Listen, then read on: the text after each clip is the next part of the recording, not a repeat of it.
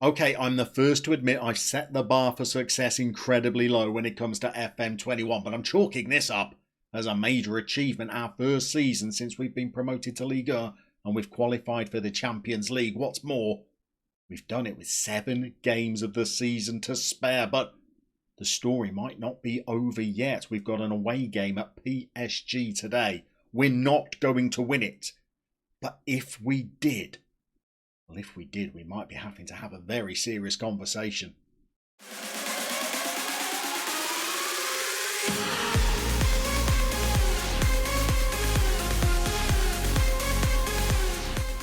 Okay, everybody get in the braced position. We are top of the table with 7 games of the season to go. If, by some miracle, PSG accidentally field their under-9s team today, we could finish this episode 5 points clear at the top of the table with superior goal difference, I might add, and just 6 games of the season left to play. It won't pan out like that.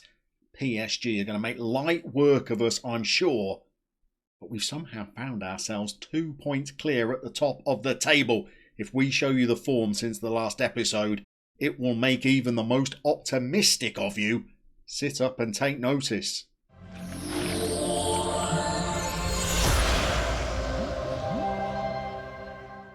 Okay, I'm not quite sure how to explain this run of form, because since the last episode we've won every single game, and it's only in the last 2 fixtures we've even conceded a goal. In that last episode we stuck 7 goals past bottom of the table Valenciennes, but then we got a 2-0 win against Montpellier. We recorded the same scoreline against Nantes, and they're a top 6 club. Zilla Blitz brought his Saint Etienne side to us. We sent them packing with a 4-0 victory. We kept another clean sheet against Lyon and beat them 3-0 before slightly tighter game, a 1-0 victory versus Metz, and we needed a goal inside the last half an hour and then cling on at the end to win it before a much more resounding victory, 4-0 against Lorient. Larson Pleam got 2 goals for us, and then in the game against Ram, well, he scored 2 more, and well, wouldn't you know it, in the Strasbourg game he was on the score sheet again. That's 5 in 3 games for the young Norwegian. We've taken maximum points since the last episode. If we hadn't a tossed away victory against Lens way back in February, we could already be sitting on a comfortable lead at the top of the table. I think a lot of this change in form has got to do with the change in tactic that we implemented before the last video. Let's just show you exactly how we've been playing.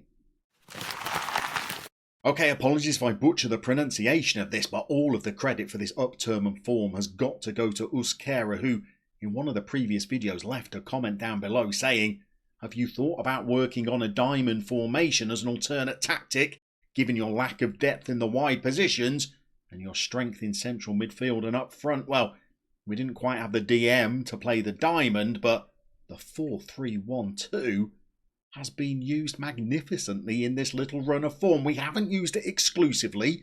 When we've been in the lead and the opposition have been coming at us and we've been holding on a little bit, we've switched from the Steffi Graf back to the Ted Danson. It's a little bit more secure. It's got that 3 at the back and those 2 pretty conservative midfielders.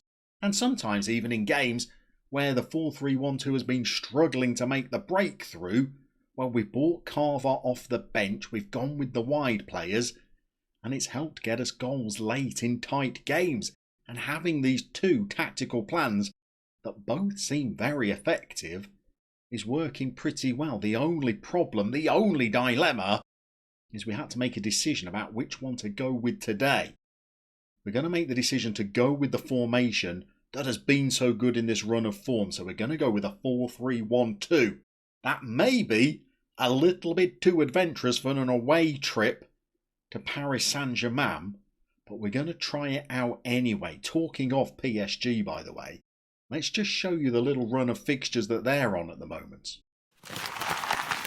So unsurprisingly, PSG are on a very good run as well. They've not lost since February, the same as us when they went down 3-2 to Metz. They've drawn games against Strasbourg and Lille.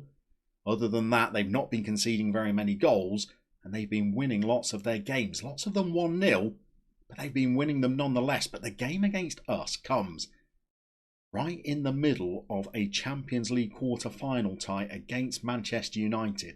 The first leg was played just 3 days ago. PSG went down 2-0. I'm hoping that they expended a lot of energy, and maybe it might mean that they're a little bit fatigued for today's game. Their second leg is only 3 days after the tie with us, so there's a chance they might rest some of their best players. I think we're clutching at straws a little bit here. This is a squad laced with multi-million-pound talent. They could rotate the entire 11 and still have a team out on the field that's better than ours. But it gives us that little bit of hope. Let's just go through the team that we are going to be putting out there for what I'm calling the most important game of FM21 Redemption. Okay, as well as making a big call on the formation, which I've probably made the wrong decision on, I've made a big call in the lineup as well. Salah Al-Bloushi is without doubt my starting number 9. He is the man that I originally built our 5 at the back tactic around. He's been out for the best part of 8 months with a broken leg, but he's come back and he's done all right and he's scored goals. But in the last 4 games, he's not been great. He's not scored in any of them. He did pick up a little knock in one of them, and he's got a rating of below a 7 in the 3 games he wasn't forced off injured. Whereas Espen Larsen-Pleem is nowhere near as good as Al-Bloushi. Physically, he can't compete. He's a little faster, but he doesn't have the presence that Al-Bloushi has. What he does have on his side is good form. He scored in the last game when he came off the bench. We started him in the game before and he got a brace. He came on as a sub for Al-Bloushi in the 20th minute in the game before that and scored 2 more. That came off the back of 5 games where he wasn't involved at all. So he's forced his way into the reckoning. Now look, you've been playing FM as long as I have. You know, when you've got a player who's been coming on as sub and playing well, as soon as you put them in the starting lineup, they're going to get a 6.3. There's an inevitability about it. But I'm going to go with my instincts. I'm going to pick the youngster that's in form. And we've always got Al-Bloushi on the bench should we need him later. Other than that, it's been a pretty consistent lineup for us over the last 6 games or so. Hartman is out injured at the moment, otherwise he would be starting in midfield. Instead, we're going to play Dave Labate, Kent's favourite, the Dover graduate, who's been odd jobbing it around at Notts Forest, Southampton and Rennes, before he's pitched up here, being the club captain, without ever really being a regular. But he's going to be playing in the midfield alongside BA, who is completely forgiven now as far as I'm concerned. He's branded as a wonder kid. He's worth 5.25 million. He's got an average rating of above a 7. He sits as the ball winner in the centre of midfield, despite the fact that he's a coward. But he still sits there as the ball winner in front of our defence. The chat don't like him. I'm going to defend him. He's been pretty good so far this season. Alongside them both is the maestro, the magician. This guy plays like pure velvet. He's now on 16 assists for the season. Also branded as a wonder kid. He is a Rolls Royce of a midfielder. Today he's going to be a Mazzala. They're going to play in front of a pretty regular back 4 now.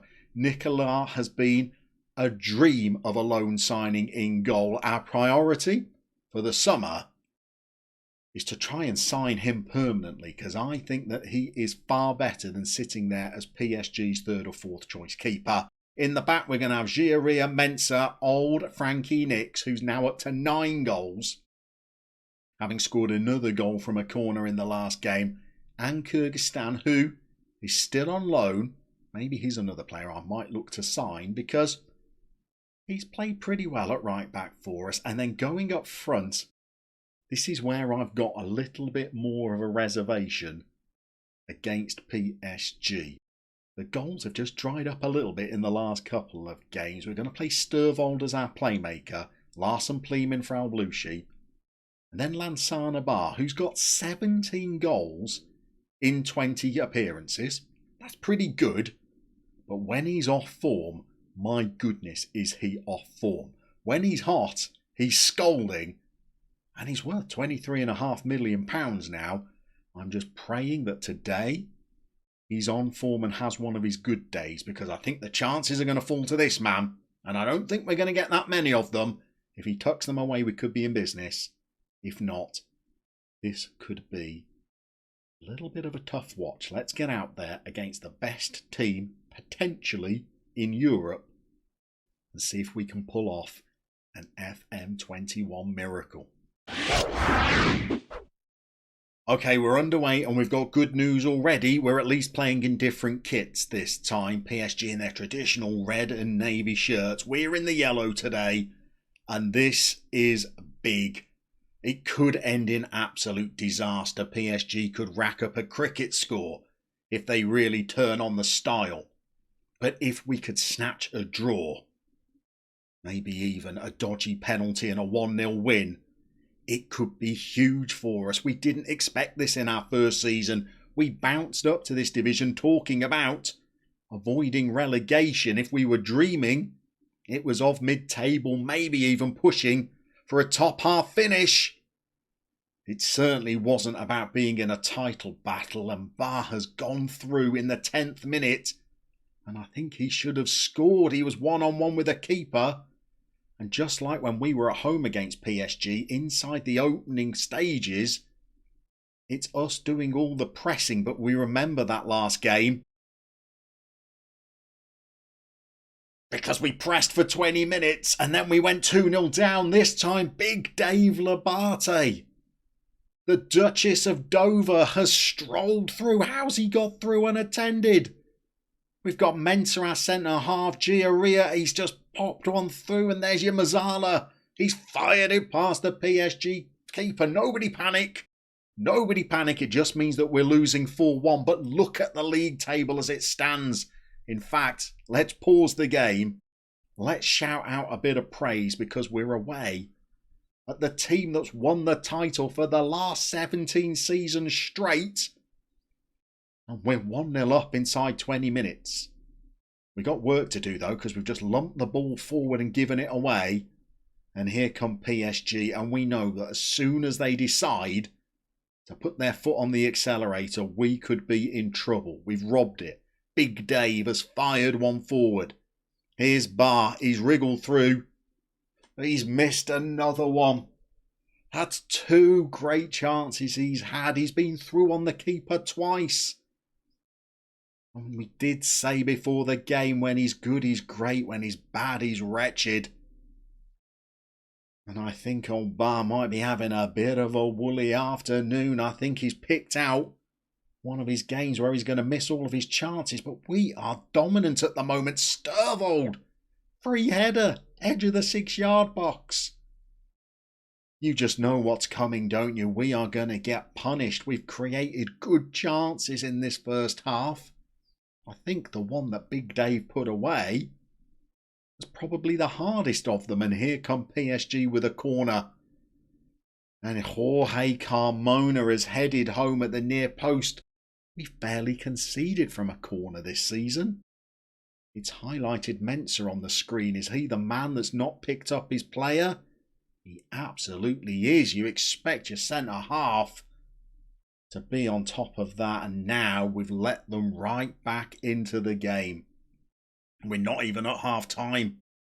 Carmona's on a free kick now. We could go into this half-time break down when we should be in the lead, and it's the other BA, who's not his brother, by the way. He's a different nationality. This guy's Portuguese. Oh, their BA has got through. And it's our other centre-half that's let us down. Frankie Nicks has let him in behind. He's through, and we feared this, didn't we? We said you don't take your chances.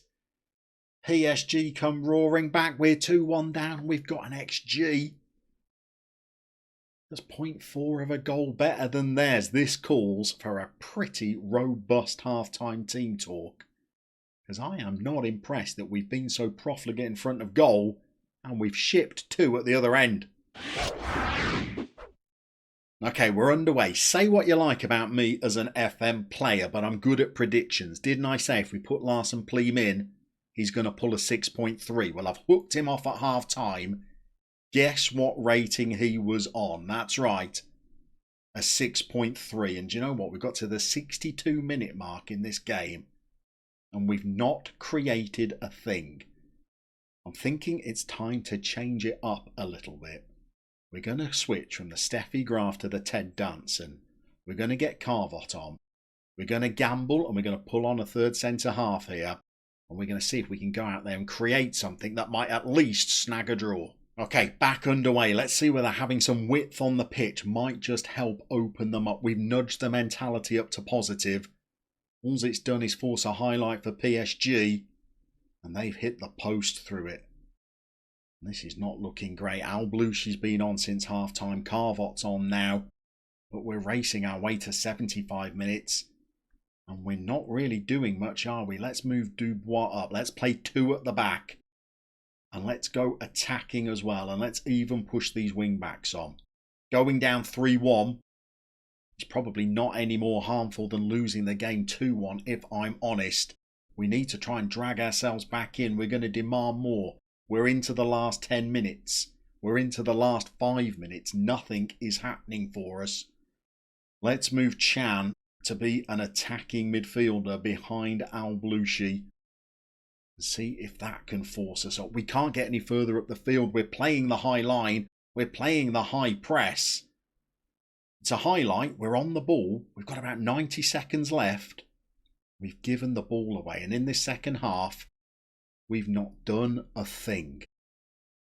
And PSG's experience at this level looks like it has told. We made all the early running, had all the early chances, spurned them, and we've let PSG back in, and they're through again, and they've scored the third. And it is game over. This could be title over. We'll still be in contention. 6 games left. We'll now be 1 point behind PSG. But we should have been 2-0 up with 20 minutes played, shouldn't we? It's a well-worked goal. Our defence is all over the shop, but we've only got 2 of them back there now.